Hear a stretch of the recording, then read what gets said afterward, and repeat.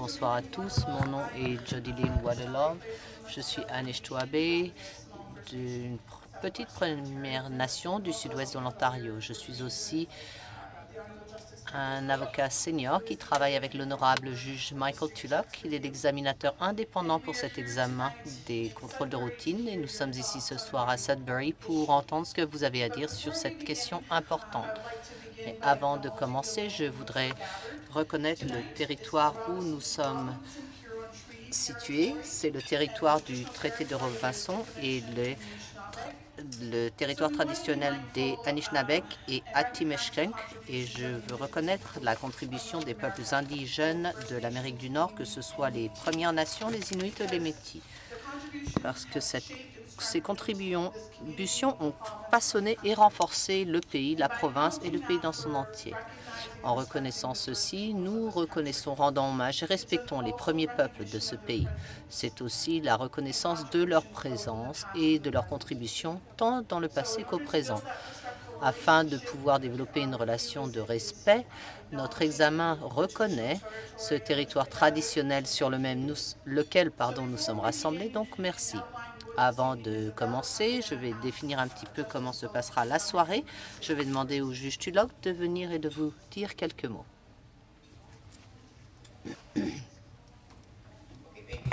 D'accord. Merci beaucoup, Jodilyn. Bonsoir, mesdames et messieurs. Merci d'être venu ce soir pour nous rencontrer. Comme Jodilyn vous l'a mentionné, celle-ci est notre dernière réunion publique. C'est la 12e consultation. Nous avons eu des 12 consultations similaires. Je peux vous dire que je suis déjà venu sur Sudbury. J'aime beaucoup cette ville. C'est une ville très jolie, qui a beaucoup d'espace, qui est très grande, très étalée. Au niveau du territoire, la ville est très grande et on a entendu parler de beaucoup de choses positives sur cette ville. Donc nous sommes ici pour entendre ce que vous avez à dire par rapport à cette question que l'on est en train de considérer, cette question des échanges de la police avec les membres du public. Comme je l'ai mentionné, je suis un examinateur indépendant. Le gouvernement de l'Ontario m'a demandé d'examiner un règlement qui réglemente, qui définit les interactions entre le public et la police. Et en tant que tel, j'ai parcouru la province pour avoir des commentaires de différentes personnes, des différentes collectivités qui ont peut-être quelque chose à dire sur cette question. Maintenant, je vais examiner le contenu de ce règlement et vous avez tous des informations sur vos tables. Et juste après que j'ai terminé de parler, Danielle Dowdy, qui est l'une de mes conseillères, va vous parler au niveau de la logistique et de la façon dont la séance de ce soir va se dérouler et ce que vous pouvez faire avec les informations qui sont sur votre table. Ce que l'on m'a demandé de faire est d'examiner le règlement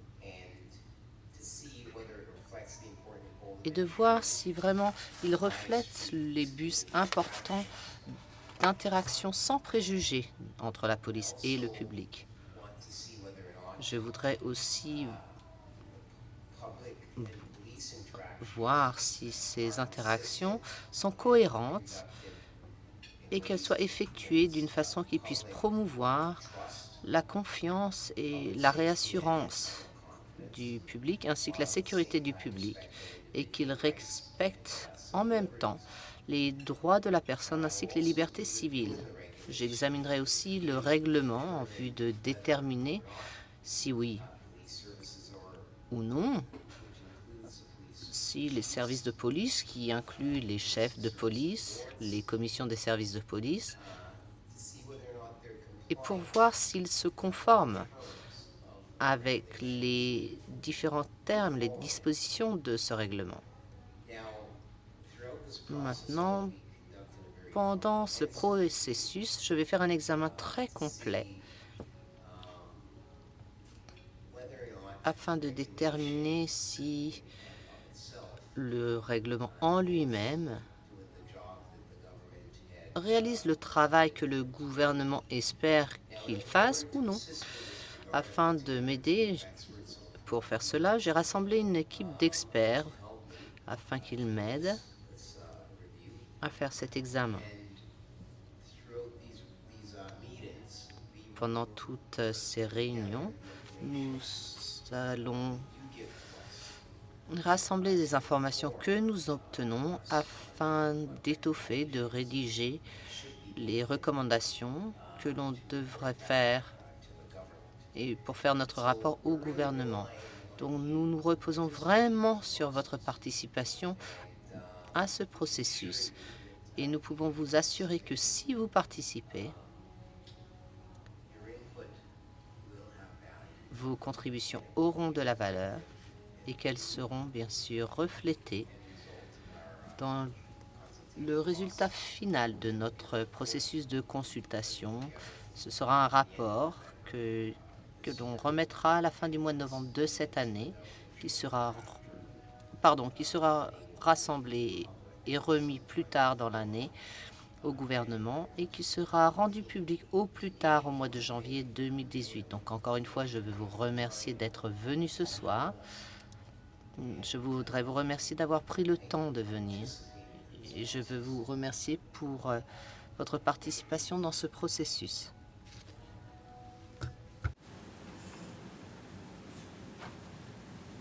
Good evening, everyone. Thank you so much for coming. I'm just going to run through how this evening's going to work. Bonsoir à tous, je vais vous expliquer un petit peu comment la soirée va se passer. Il y a des écouteurs à l'arrière de la salle. So, thank you for coming this evening. Donc merci d'être venu ce soir. Mon nom est Daniel Daoudi, je suis avec l'examen. Et c'est la dernière de nos consultations. Nous en avons eu 12. Nous avons parcouru la province et nous avons entendu plein de gens parler, d'autres parties prenantes, différentes collectivités. C'était vraiment très intéressant. Sur notre site web, nous avons aussi un sondage de la collectivité. Si vous voulez visiter www.streetcheckreview.ca et vous pouvez aller le voir parce que cela nous permettra de rassembler des données. Donc ce serait vraiment intéressant si vous pouviez passer du temps à remplir ce sondage. La façon dont on va fonctionner ce soir, c'est qu'on veut entendre ce que vous avez à dire. On veut savoir ce que vous pensez des contrôles de routine. On veut entendre parler de vos expériences afin que l'on puisse améliorer le règlement. Juste pour une petite clause de non-responsabilité, on ne peut voir des cas particuliers. De ce fait, si vous avez des expériences personnelles, nous serons ravis d'entendre ce que vous avez à dire, mais nous ne pourrons résoudre cette situation pour vous. En revanche, cela nous aide parce que cela nous permettra de l'inclure dans notre rapport. Je vais terminer mon introduction. Vous avez des documents à table et si vous êtes à une table et que vous êtes seulement 2 personnes, peut-être que les 2 ou 3 personnes, vous pouvez vous rejoindre pour former un groupe complet puisque c'est un exercice de groupe. Donc ce que l'on veut voir, c'est d'avoir différentes personnes qui travaillent ensemble. Vous verrez qu'il y a des crayons, des blocs de papier. Si une personne peut écrire ce que les autres disent et qu'à la fin du processus, vous ayez un petit peu de temps pour nous partager avec nous vos discussions, partager vos recommandations, vos commentaires et tout ce que vous souhaitez que nous sachions. Donc nous sommes sur les médias sociaux, nous faisons des tweets avec le dièse StreetChecks. Nous sommes sur Facebook, Twitter et Instagram. On a aussi une retransmission en direct sur Facebook. Le caméraman qui est à l'arrière de la salle et vous fait signe.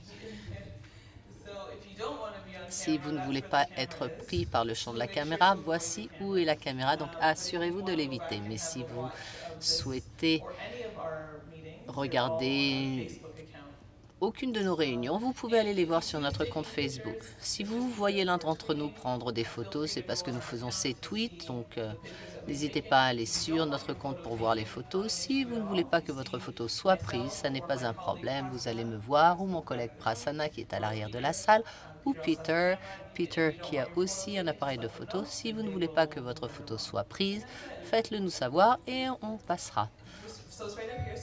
Donc c'est juste ici, Street Checks Review, c'est le nom de notre groupe. Donc on va laisser cela pour les personnes qui aiment les médias sociaux. Vous pouvez aller voir sur n'importe quel de ces sites. Et encore une fois, notre site web, c'est streetchecksreview.ca. Et si vous partez ce soir et que vous pensez encore à d'autres choses, envoyez-nous un courriel à info@streetchecksreview.ca. Et on va pouvoir commencer tout de suite pour faire votre exercice. Et n'hésitez pas à prendre de la nourriture durant votre conversation. Merci. Je sais que c'était assez rapide pour ces 5 minutes, mais quelques personnes doivent partir et on veut vraiment faire attention à votre temps. Il est près de 28 heures. Donc on va demander à ce que chaque personne choisisse un porte-parole qui parlera au nom de la table pour donner les commentaires de ce dont vous avez parlé. Donc on va commencer avec cette table ici. Daniel a le micro. Donc la personne qui parle. On va leur demander à ce qu'ils fassent un rapport au groupe au complet. On va commencer avec la table à l'arrière. Qu'est-ce que vous voulez que moi... Qu'est-ce que vous voulez me décrire? Parce que la vie ici pour tout le monde, c'est de la merde. Moi, j'étais assise à votre table pour la plupart de la séance. Donc peut-être que vous pouvez partager un petit peu vos pensées au niveau des contrôles de routine ou du fichage. Je vais commencer avec la première question. Qu'est-ce que c'était déjà?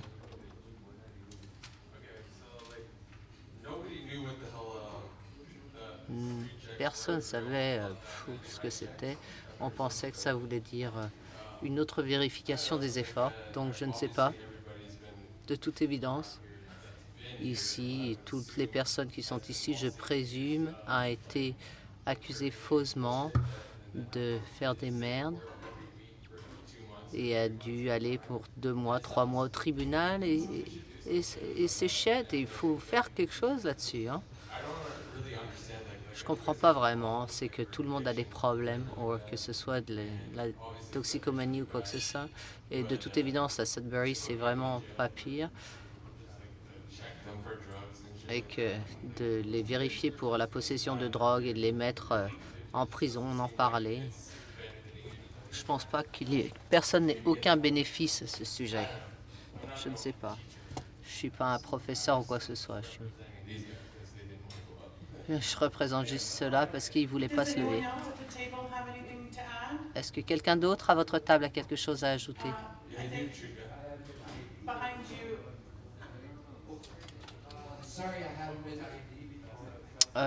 On m'a pas demandé mes cartes d'identité encore, donc...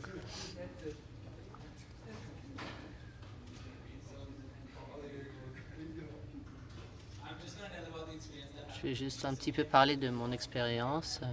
Certains de mes amis, un jour, on parlait et quelqu'un est arrivé de nulle part et on m'a demandé. Et on ne m'a pas donné de raison parce qu'il n'y en avait pas. Et ensuite, j'ai demandé, est-ce que j'ai fait quelque chose de mal? On ne m'a rien donné qui aurait pu m'aider au niveau de ce fichage.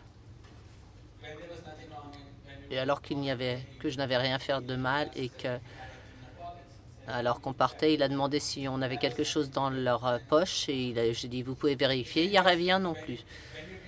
Le truc, c'est que quand on nous fait fiche pour rien du tout, la façon dont ils parlent, ça nous fait nous sentir comme si on avait fait quelque chose de mal, comme si on était un criminel. Avant, ça allait, mais maintenant, mon ami n'était pas aussi calme que moi. Il avait très peur, il était pétrifié. On vient de découvrir que quand on a un contrôle de routine, on est supposé nous donner un ticket qui veut dire que vous avez été vérifié avec le numéro de matricule de l'agent, la date, l'heure, mais on ne m'a rien remis. Donc il y a quelque chose qui cloche là. À un moment, quelque chose que j'ai mentionné tout à l'heure, c'est que la police, ils vont après les mauvaises personnes. Et il y a des raisons pour ça. Et ils vont aussi poursuivre les bonnes personnes parce que pour eux, c'est plus facile de le faire. Il n'y a pas de raison, c'est seulement parce que c'est plus facile pour eux. C'est tout ce que j'ai à dire. Cela me fait penser à quelque chose que je voulais dire. C'est pas seulement du racisme. Les frics, on sait tous qu'ils sont racistes. Hein. C'est de la discrimination contre les gens. Et putain, ils détestent les hippies. Moi, je ne suis pas gay. Je m'habille, putain, je m'habille comme je veux. Hein. Les gens jugent les autres. Hein. Donc, ils jugent. Peu importe qu'ils s'habillent comme un punk ou comme un gangster. Et j'ai toujours pensé que c'était vraiment un problème en grandissant. Parce que moi, on m'a mis dans ce costume aussi. Hein. Et j'ai fait face à la loi pratiquement toute ma vie. Et je pense que c'est vraiment un gros problème, le jugement des gens. Si vous pouviez garder un petit peu un langage respectueux, ce serait bien. Est-ce qu'il y a autre chose à dire à cette table avant qu'on passe autre part? On va commencer à passer par les tables à l'arrière et on va remonter.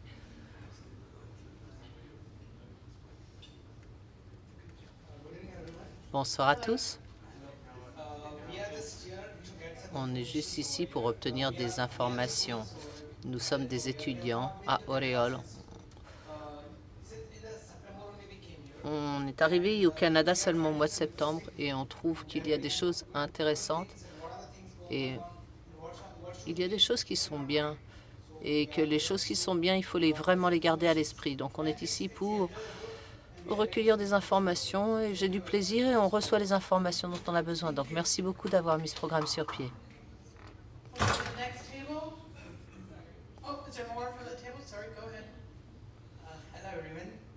Bonsoir à tous. Bon. J'ai toujours pas passé mon examen encore. Je n'ai pas encore eu ce genre d'expérience, mais je voudrais savoir, dans mon pays, en Inde, il y a beaucoup de rumeurs. Ce genre de contrôle de routine par les officiers de police, sans aucune raison, sans justification. Est-ce que ce genre de cas, ça arrive ici? On a eu vraiment une bonne image des agents de police qui sont ici, qui ne font rien sans justification. Est-ce que c'est la même chose ici ou est-ce que c'est différent ici?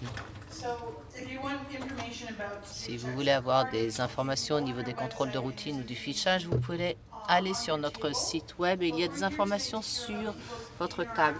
Et on voudrait entendre parler des interactions, des expériences des personnes quand ils ont subi des contrôles de routine ou fichés. Je sais que vous êtes arrivé tard, hein. J'arrive juste du collège et j'ai appris avec ma famille un peu en retard. Donc ce qu'on a fait, c'est qu'on a demandé aux gens à table de parler de leurs expériences concernant les contrôles de routine, le fichage, qu'ils en aient eu l'expérience ou pas, leur point de vue quant à ces fichages et que quelqu'un de la table parle.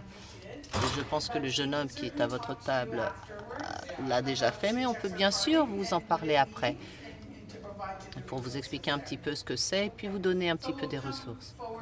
Donc on va aller vers la table suivante qui est à l'avant.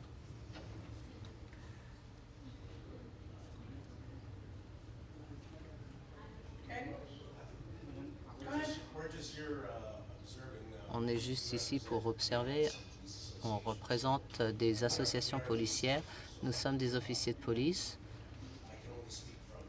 Je peux seulement parler de mes expériences de passé. Quand j'étais sur la route, c'était il y a plus de 3 ans avant que le règlement soit mis en vigueur. Donc, je n'ai jamais eu vraiment d'expérience négative ou des échanges négatifs avec les gens. Mais ce que je peux vous dire, c'est qu'en résultat de ce nouveau règlement avec les reçus et la façon dont les agents doivent s'identifier avec leur numéro de matricule et qu'on peut formuler des plaintes, donc ça a créé des confrontations négatives dès le départ. Je n'ai pas encore suivi la nouvelle formation parce que je ne suis plus sur la route depuis 3 ans.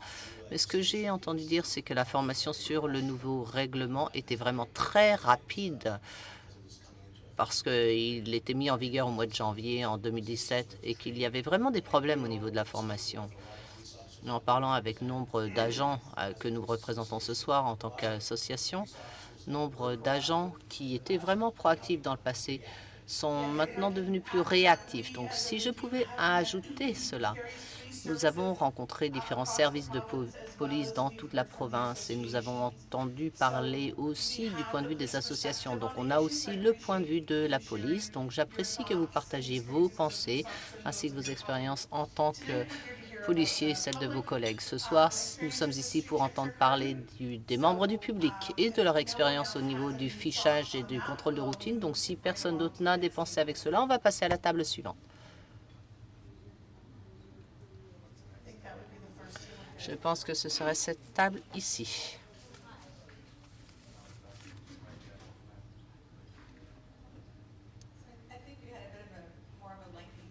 Je pense qu'on a eu une conversation un petit peu plus longue par rapport aux autres, donc je vais essayer de parler un petit peu de tout ce qu'on a dit. Donc, tout le monde a entendu parler à notre table des contrôles de routine ou des fichages, mais il y avait diverses définitions pour les gens et aussi les circonstances pour lesquelles ils pensaient que c'était acceptable ou pas.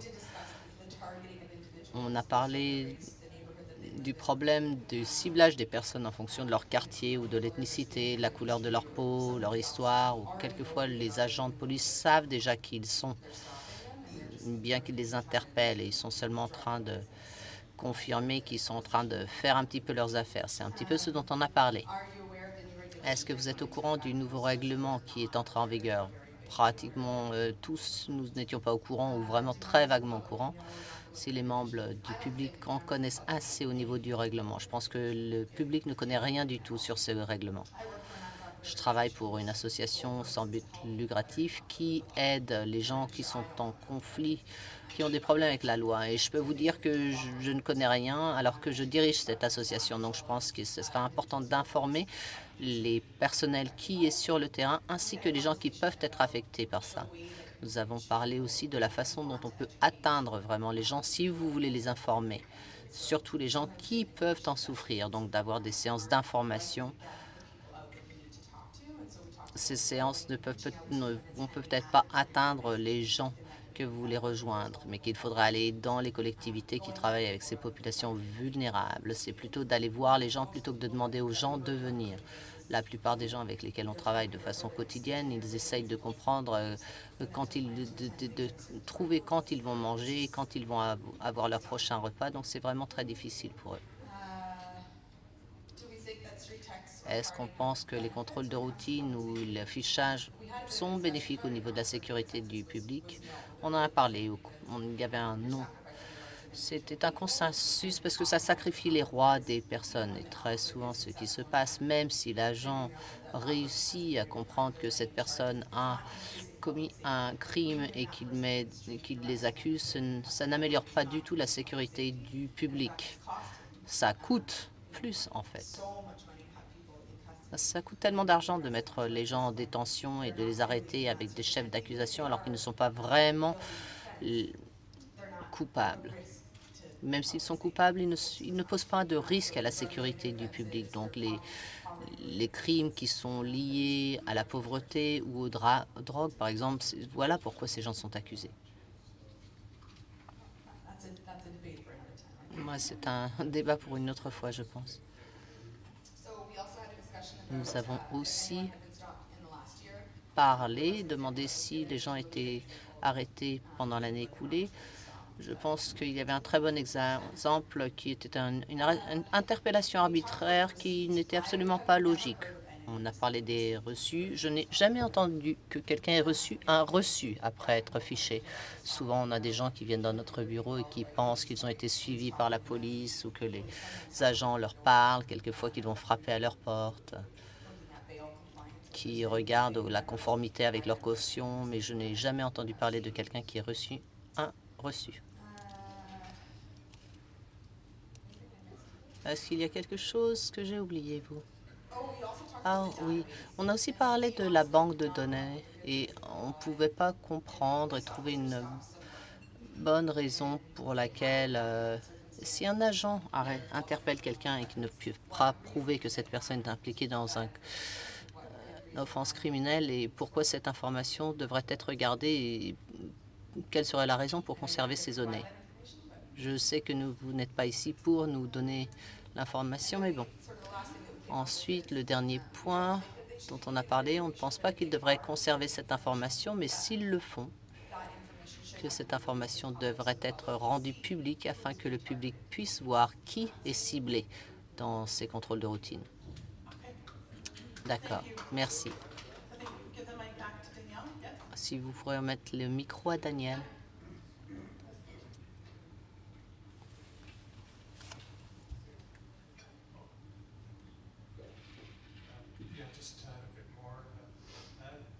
Juste pour ajouter quelque chose avec mon expérience en 2008-2009, j'ai été pris pour cible par la police.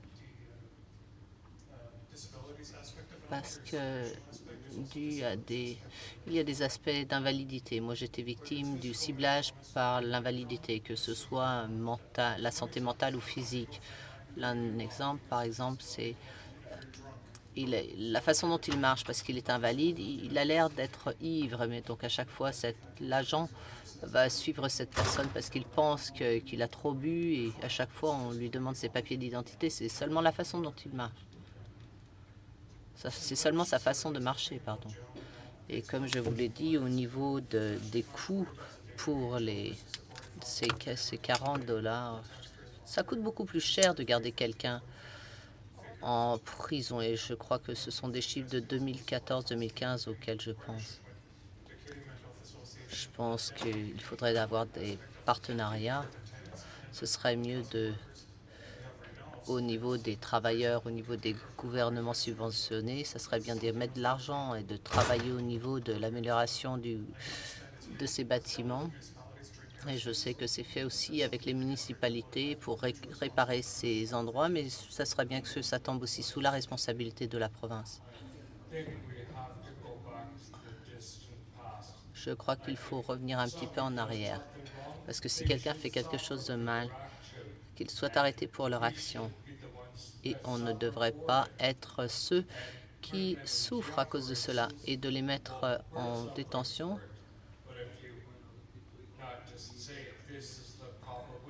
Si on dit c'est la façon convenable et de les accrocher à des chaînes et les faire travailler quand ils font quelque chose de mal, je pense que ce serait plus convenable parce qu'ils souffrent pour leurs actions et que nous faisons quelque chose qui est mieux pour nous. Je ne vais pas me disputer. Je vois bien trop de gens qui ont fait quelque chose de mal et il leur arrive des choses bonnes et ça n'est pas juste du tout.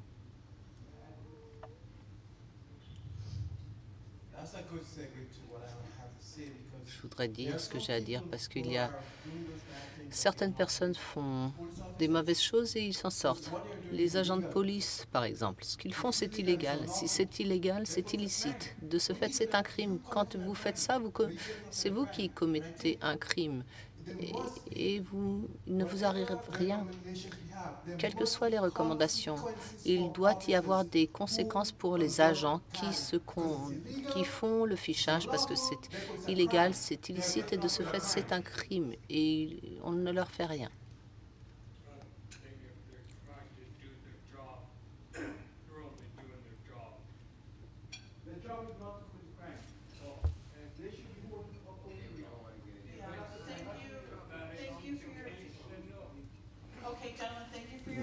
Merci beaucoup pour vos commentaires. On vous a bien entendu.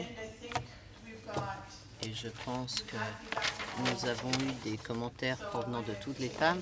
Donc je voulais vous remercier, oui. Vous seriez la dernière personne à parler. Non, vous serez la dernière personne à parler. Puis ensuite, on va terminer pour la soirée parce que on doit aussi fermer cette salle qui appartient à l'hôtel. On doit le faire ça bientôt. Oui, bonsoir tout le monde. J'étais dans le nouveau Sudbury hier et on m'a arrêté. Je ne l'ai même pas vu venir vers moi. Il y avait des policiers en costume. Ils m'ont conduit à la maison. Ils étaient sympas. Certains sont sympas et certains sont plutôt grossiers. Je dois être honnête, hein. Je vais dans cette prison depuis 8 ans, 28 ans, 6 mois ici, en dehors, pour vraiment des accusations ridicules. Je ne suis pas content d'aller en prison, mais bon. Ça fait 28 ans de ma vie où je sors de prison, ça fait partie de ma vie. Ils vous disent à quelle heure aller au lit, à quelle heure il faut se doucher, à quelle heure tu dois manger, tous ces trucs. J'aime pas ça. J'en ai marre, j'en ai vraiment marre. Ça fait 4 ans maintenant que j'ai plus de soucis, donc c'est le plus longtemps où j'ai pu rester chez moi. Donc moi je suis un vol à la tire, donc mais je le fais plus. Mais on m'embête toujours de temps en temps par un flic. Je pense qu'ils font leur travail, mais bon. Ce que j'essaye de dire, c'est que la moitié de ma vie, c'est dans cette prison. Hein. Je vais être honnête avec vous. Je prends pas de drogue, mais je bois de temps en temps, et puis je bois dans la rue, et puis je peux être sur le trottoir, et puis je bois une bière. Je fais pas de problème. Mais je l'admets, je vais boire de temps en temps. Je peux pas, c'est de l'alcool, tu sais ça.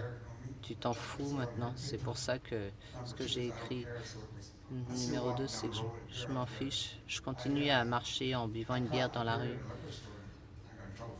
J'ai ouvert une bière dans le magasin à liqueur et j'ai eu des problèmes. J'ai passé 30 jours en prison.